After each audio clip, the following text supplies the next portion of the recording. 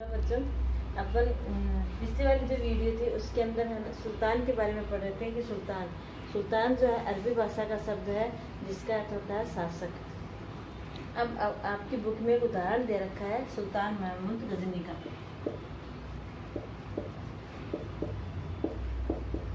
सुल्तान महमूद गजनी का, ठीक है। अब ये जो सुल्तान था वो कहाँ का था? अफगानिस्तान।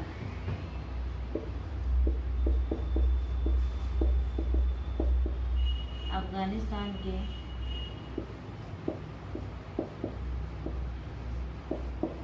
गजनी प्रांत का शासक, ठीक है। गजनी प्रांत का क्या था? ये शासक था। इसके पश्चात इसने 997 ईस्वी से लेकर के और कहाँ तक? 1030 तक, 997 ईस्वी से लेकर 1030 तक क्या किया इसने? शासन किया। 1030 तक शासन किया।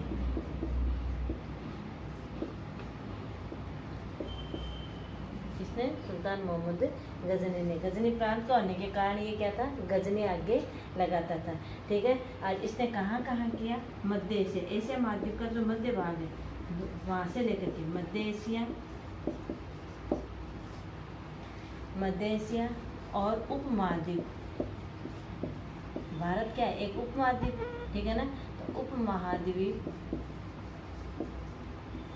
उत्तरी पश्चिमी भाग, अफगानिस्तान, कजाकिस्तान, ये किस में आते हैं? उत्तरी पश्चिमी भाग में, ठीक है ना। तो उत्तरी पश्चिमी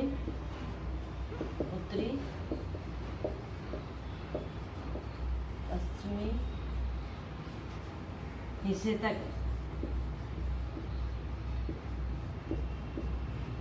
शासन है, ठीक है। अब जैसे अपन भारत की बात करें तो ये भारत वाला हिस्सा, और भारत के ये जो भाग आता है ये उत्तर पश्चिम वाला हिस्सा आ गया, और ये ऊपर वाला जो भाग आता है चाइना का आधा भाग, रशिया यानी ये वाला ऊपर वाला इसका आधा जो भाग यहाँ मध्य एशिया, क्योंकि ये एशिया महाद्वीप में आते हैं सब, ठीक है। तो ये मध्य एशिया वाले भाग के अंदर और यहाँ तक इसने क्या किया? शासन किया। अब देखो इसने किस प्रकार से धन को लूटा किया, जिनमें 1025 के अंदर 1025 ईस्वी में, और इसने क्या है? गुजरात के सोमनाथ मंदिर पर, गुजरात के सोमनाथ मंदिर पर क्या किया? आक्रमण किया। ये किया। अब ये जो गुजरात के सोमनाथ मंदिर पर जो आक्रमण किया था, ये उसका कौन सा आक्रमण था? 16वां आक्रमण था। गुजरात के मंदिर पर 16वां आक्रमण किया, ठीक है। और भारत में मोहम्मद गजनी ने कितने आक्रमण किए थे? 17। भारत में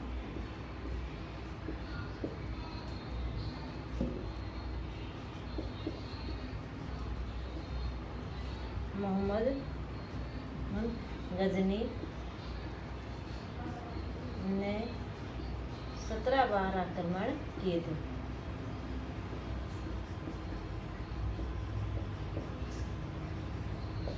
ठीक है।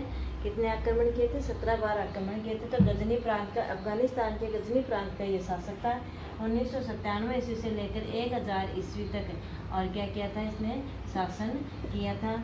मध्य एशिया, एशिया महाद्वीप का मध्य वाला भाग, उपमहाद्वीप और उत्तरी पश्चिमी हिस्से तक इसने क्या किया? शासन किया। और उसके 1025 में गुजरात के सोमनाथ मंदिर पर इसका कौन सा आक्रमण था? 16वां आक्रमण था। और 17वां जो आक्रमण था वो कहाँ था उसका? भारत के ऊपर उसने 17 बार आक्रमण किए थे। इसके पश्चात इन आक्रमणों ने, ये क्या करता था? यहाँ के बने जो मंदिर थे, बहुत से शासकों ने मंदिर भी बनाए, लेकिन बहुत से शासकों ने इन मंदिरों को तोड़ा भी, लूटा भी, क्योंकि शासक मंदिरों से जो आय धन प्राप्त होता था उस लूट के धन का वो उपयोग कहाँ करते थे, ये अपन इस चित्र के अंदर पढ़ रहे हैं। अब मोहम्मद गजनी ने 17 बार जो आक्रमण किया, गजनी को जो धन मिला, ठीक है ना, इस मोहम्मद गजनी को मंदिरों को लूटते समय जो धन मिला जो धन मिला उस धन का उपयोग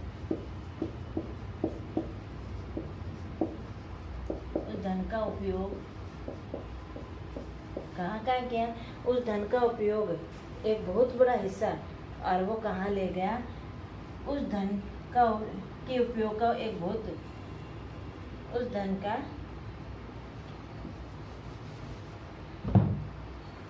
के हिस्से का, बहुत बड़े हिस्से का, यानी बहुत ज़्यादा, बहुत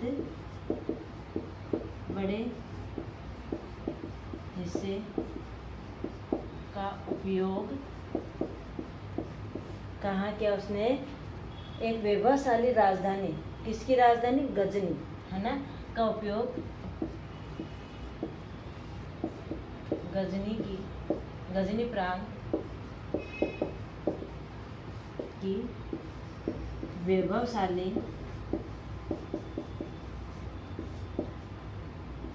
राजधानी बनाने में किया।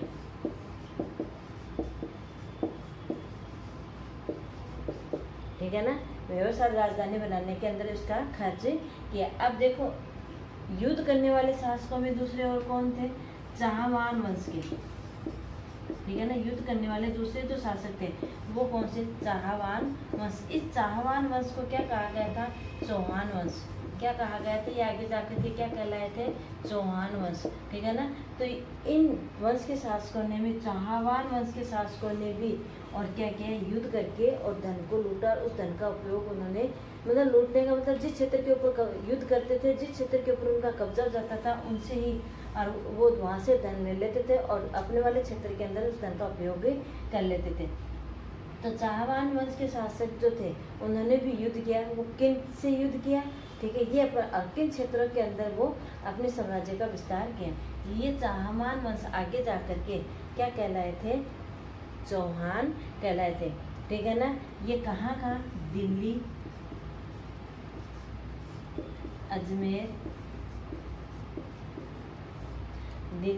अजमेर के आसपास के क्षेत्रों पर, दिल्ली अजमेर के आसपास के क्षेत्रों पर क्या किया? अपना शासन स्थापित किया। ठीक है ना, ये आसपास के क्षेत्रों पर शासन किया। ठीक है, आसपास के क्षेत्रों पर उन्होंने क्या किया? शासन किया। इन चौहान वंश के शासकों ने कहाँ पर? पश्चिमी जो उत्तर प्रदेश थे, पश्चिमी उत्तर साइड की ओर जो पश्चिमी प्रदेश थे, उन पश्चिमी प्रदेशों में गहरवाल वंश और गुजरात के चालुक्य वंश से इनको क्या करना पड़ा? सामना करना पड़ा। तो अपने सुल्तान किसका पड़ा? मोहम्मद गजनी का पड़ा। मोहम्मद गजनी कहाँ का था? अफगान के गजनी प्रांत का था। और उसने कहाँ शासन किया? भारत पे कितनी बार आक्रमण किया? 16वां आक्रमण जो था वो गुजरात के सोमनाथ मंदिर पर किया। उस मंदिर से उसने काफ़ी धन प्राप्त करके और क्या किया? उस धन का उपयोग उसने गजनी प्रांत की राजधानी बनाने में किया था। फिर दूसरा अपन क्या पढ़ रहे हैं? चाहवान वंश। चाहवान वंश जो थे वो कहाँ क्या कहलाए आगे जाकर के? चौहान वंश। चौहान वंश जो थे वो कहाँ के थे? दिल्ली और अजमेर के आसपास के क्षेत्रों पर उन्होंने क्या किया? शासन किया। इन चौहान वंशों को और किन वंश के शासकों से टक्कर लेनी पड़ी थी? उत्तर पश्चिम के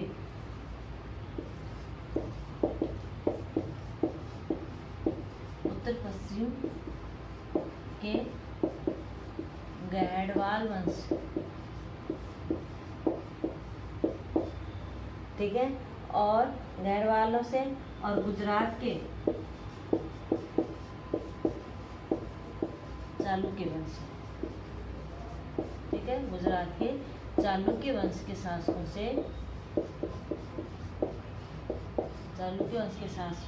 से टक्कर लेनी पड़ी।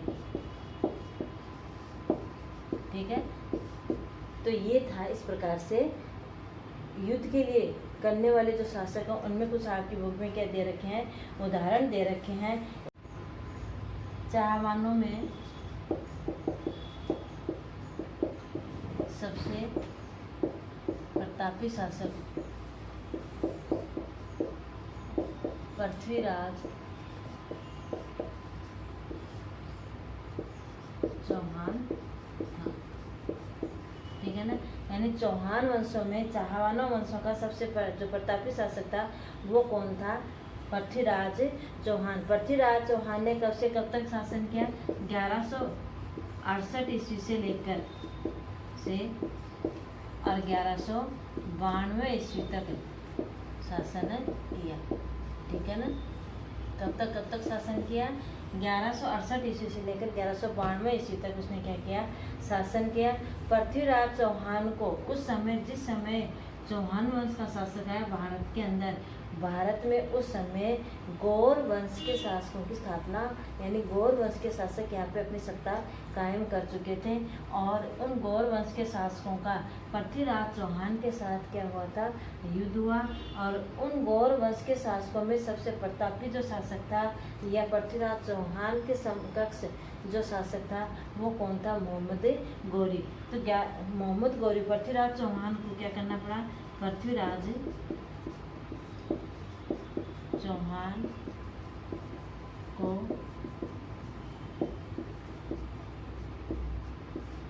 पृथ्वीराज चौहान को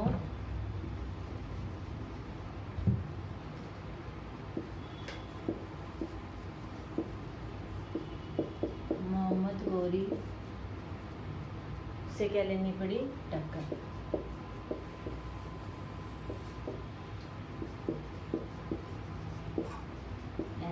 पृथ्वीराज चौहान जिस समय भारत के अंदर शासक बना उस समय मोहम्मद गौरी यहाँ का उससे टक्कर लेनी पड़ी। इसके साथ पृथ्वीराज चौहान मोहम्मद गौरी के बीच में दो युद्ध हुए थे। एक 1191 के अंदर, ठीक है, 1191 ईस्वी के अंदर हुआ और दूसरा कौन सा? 1192 ईस्वी के अंदर हुआ। 1191 दोनों युद्ध जो थे वो किस नाम से जाने गए? ये जो था वो त्रायन का प्रथम युद्ध 1191 में, त्रायन का प्रथम युद्ध, और 1192 में त्रायन का द्वितीय युद्ध। ठीक है, तो त्रायन का प्रथम युद्ध किन के मध्य हुआ? 1191 ईस्वी में पृथ्वीराज मोहम्मद गौरी के बीच। त्रायन का द्वितीय युद्ध कब हुआ? 1192 ईस्वी में। किन के मध्य हुआ? वही पृथ्वीराज चौहान और मोहम्मद गौरी के मध्य हुआ। त्रायन के प्रथम युद्ध में विजयी कौन हुआ? पृथ्वीराज चौहान।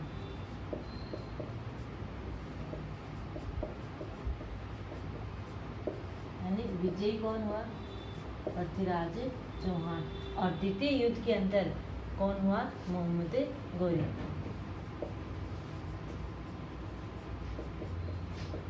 ठीक है ना, और इसने क्या कर ली? पृथ्वीराज चौहान की क्या हुई? हार हुई। इसके पश्चात अपन पढ़ेंगे चोल वंश। ठीक है, इतना आपको समझ में आ गया होगा कि जो धन के लिए जो युद्ध करते थे शासक, उस युद्ध का उपयोग वो कहाँ कहाँ करते थे। उसके पश्चात अपन ने 3 शासकों का पढ़ा। एक किनका पढ़ा? कन्नौज का त्रिकोणीय संघर्ष पढ़ा। दूसरा किसका पढ़ा? सुल्तान मोहम्मद गजनी का पढ़ा। और तीसरा किसका पढ़ा? चौहान वंश के अंदर प्रतापी शासक पृथ्वीराज चौहान का। पृथ्वीराज चौहान ने और किसको टक्कर लेनी पड़ी? मोहम्मद गौरी से। ये गौर वंश का था।